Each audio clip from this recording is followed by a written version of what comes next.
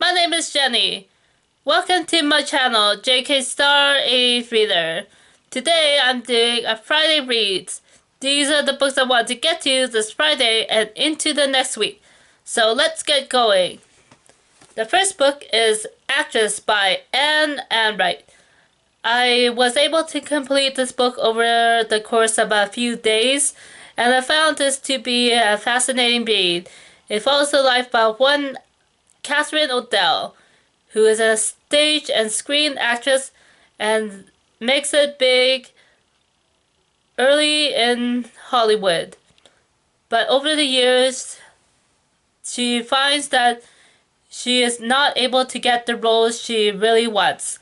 And so, the story follows Catherine O'Dell, the life that she has behind the glitz and glamour of the screen, and shows the messier side of her life that the public does not get to see.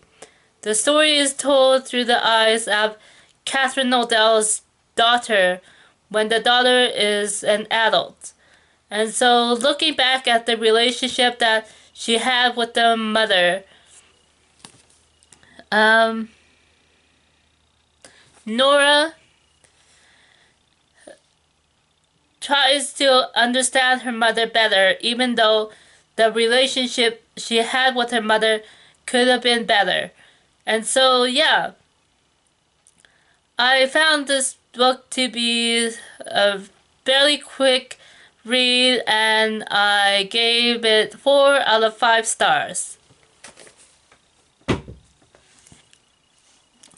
The next book I have to show you, it is Green Grass Running Water by Thomas King. I read this book over the course of a week or so, and I found it to be an interesting read as it is an earlier title by Thomas King. He wrote it in 1993, and it is about the indigenous community in southern Alberta. He makes an effort to give voice to the many voices that are part of the southern Alberta, which is part of the Treaty 7 nations, as well as Métis Region 3. And so the book, it reads like a movie script, and it does touch on the representations of indigenous people in movies and television. As well, it delves into spirituality, although a lot is kept from the reading public. As a book released in 1993, it opened doors for many other indigenous authors to follow. And this book made it to Canada Reads, one of the top literary competitions in Canada. That is a debate competition that takes place over a week or so on the National Radio and Television Network. So yeah, I enjoyed reading this book, and I think I gave it 5 stars. The next book I have to show you, it is part of my Friday Reads proper. The books that I have to read, that I have made a list of, and I would like to make the time to get into. So let's talk about these books. The first book in this section, it is Between Shades of Grey by Ruta Sepetys. So this is an earlier title by Ruta Sepetys, and it is a story that follows 15-year-old Lena, who lives in 1940s Lithuania. And it is a tale that looks at the personal struggles of individuals and a community affected by war and revolution of the time. Lena finds herself taken as part of prisoners and sent to a work camp in Siberia.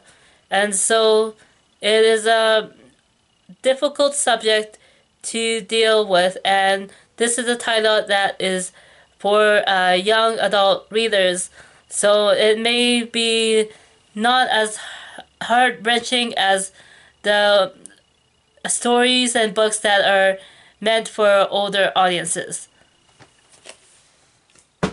The next book I have to show you, it is The Great Believers by Rebecca Mackay. So I have shown this book before in previous videos, and I have still yet to delve further into this book. I have read a few pages or so, and this probably is another heartbreaking book. It follows the lives of community members that are part of the LGBTQIA plus community in Chicago in the 1980s, and it is a time of the HIV/AIDS epidemic.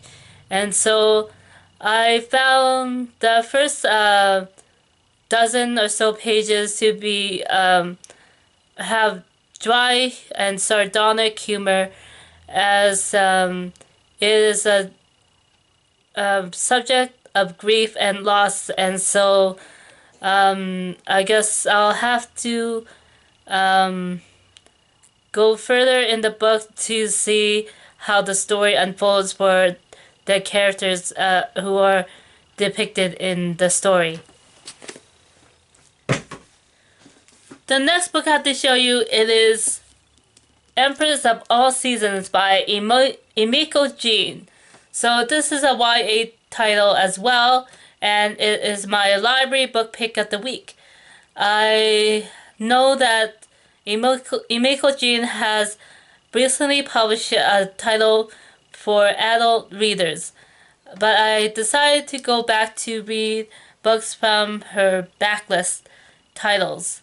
And so this is the one that appealed to me the most, and I'll just read a little bit to give you a sense of what it is about.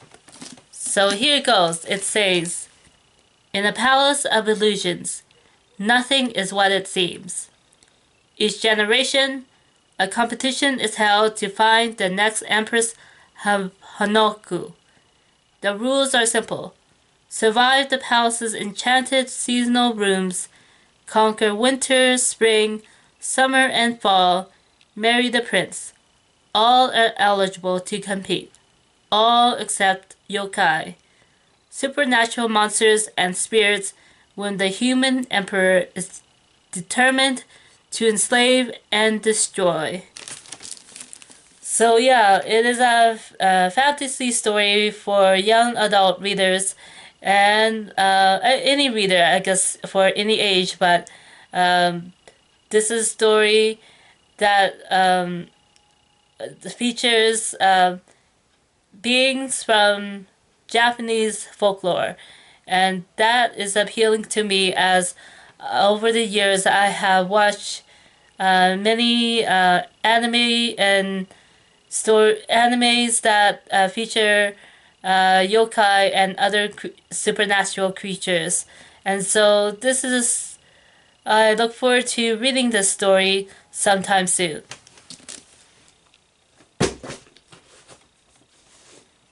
Next, I have my non-fiction book title to show you, with it being mid-October, and November will be here soon with non-fiction November.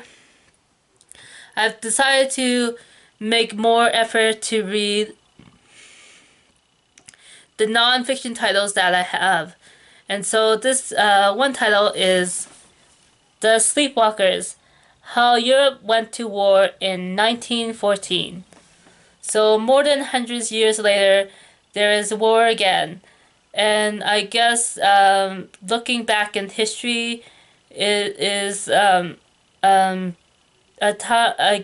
good way to get a sense of what has occurred in the past and what it says about what's happening in today's times. And so, yeah, I don't really have much else to say other than that this will be, I guess, timely read for me. So, yeah. And the next book that I have to show you is an ebook that I have here. It is called Queen Ma by Kate Danley. So I have decided that it is time to finally delve into some of the ebooks that I have as part of my collection. And this one I acquired early on when I first became a member on for Kindle readers.